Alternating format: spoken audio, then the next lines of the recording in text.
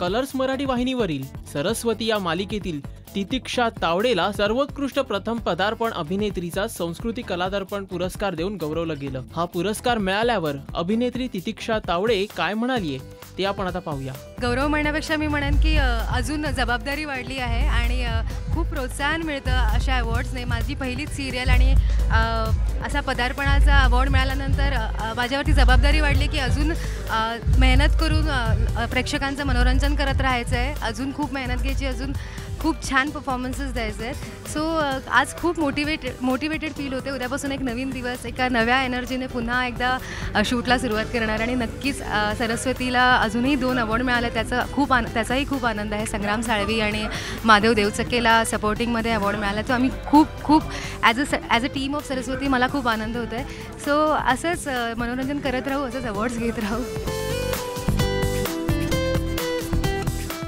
नमस्कार, मी Titiksha Tawde. Please subscribe to Rajshri Marathi.